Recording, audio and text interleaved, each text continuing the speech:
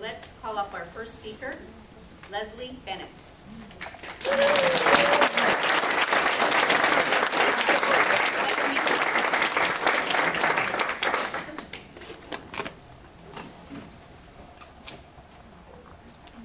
So I'm super nervous. Just thought I'd put that out there for you. And I really want to use my speech. But I also want to be with you all, so I think I'll try it that way. My name is Leslie Bennett. I was diagnosed with bipolar disorder in 1997. The loneliness was getting to me. Working during the day, going home at night to my one-bedroom apartment, alone.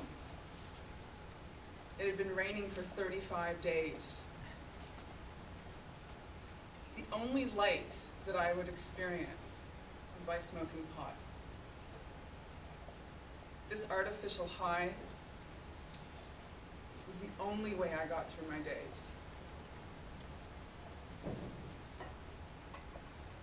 My mom, she knew something was wrong. So she came out to Vancouver right away. She took me to a doctor, and they put me on antidepressants. I went through 3 different types of antidepressants before they first started working the way that I wanted them to work. I thought I could smoke pot and do antidepressants at the same time and function normally.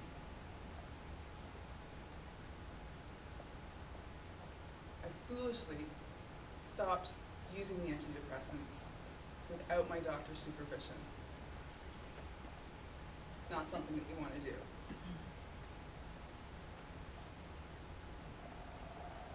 I was unable to find a reason to work or be responsible for my life or myself. The endless nights of partying came fast. Little did I know the choices I was making was my ticket off the edge of sanity and reason. Fast forward 4 months. It's 3 a.m. and I walk up to the front door of my house. I'm renting with 3 other friends, downtown Vancouver. I find that my keys won't open the door. They're the right keys, because I know how they feel and what the weight of them are. And I'm at the right address. I only moved in 3 months ago. The door won't open. So I start getting really angry, really frustrated, and banging on the door. It's 3 o'clock in the morning. I just want to make sure you do that. And Justin, my roommate, oh God, he opens the door. He says to me, well, first of all, he opens the door and he won't let me in. And he says to me, Leslie, you have to take care of yourself. Why won't he let me in? Why won't he let me into my house? You see, my roommates, they changed the locks on the doors because they were so afraid of my manic madness. They were afraid for themselves. They kept hearing stories about me living on the street. They heard stories about me being on East Hastings. They didn't know what to do. I was a loaded gun that could go off at any minute. They had to do something. So my dear friend, Justin, he did. He called my mom and let her know what we had been doing. He let her know that we had been smoking pot and doing ecstasy and partying all night. He asked her to come and take care of me. I was just too much for Justin to handle. Fast forward 3 weeks.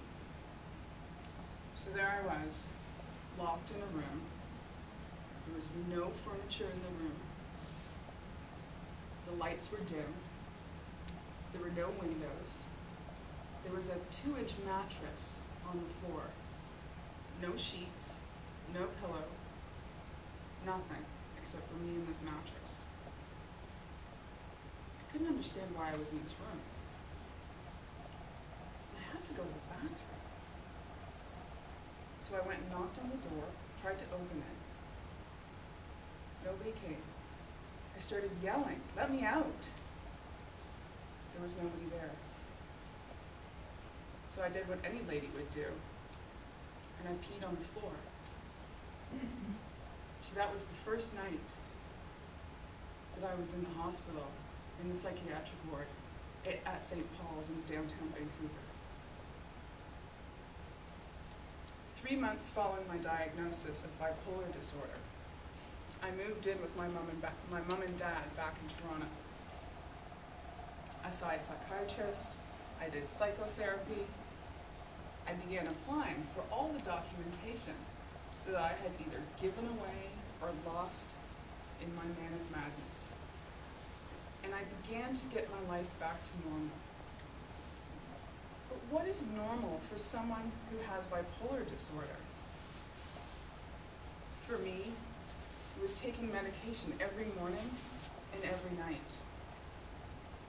For me, it's doing blood work and seeing my doctor every 6 months.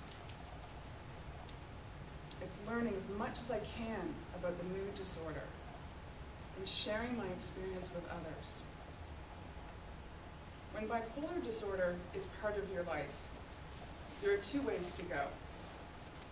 You can either hide and pray nobody finds out, or you can own it. After 12 years of hiding it, today I own my bipolar disorder. And it is clear to me that it has made me the woman that I am today. I have a success story, and I want to share it. And I want to make a difference with it. I manage and am responsible for my diagnosis, and I have been stable without an episode for 12 years. I've been working full-time for 11 years. I married the man of my dreams in 2003. I own a condo. I have a mortgage. I live in Toronto. I know that I am blessed, and I have a wonderful, understanding family. Oh dear. Okay, thanks. Understanding family. I'm grateful every day for who I am and what I have. My story gives hope to those who can't see it, and I'm willing to share it as the gift that it is. I know there is nothing wrong and nothing bad about being diagnosed with bipolar. I know it does not define me. It's not who I am. It's just something that I happen to have. I know I am only as successful as the support system that I have around me. I am free to show my emotions, and most importantly, I am not alone. Thank you for your listening.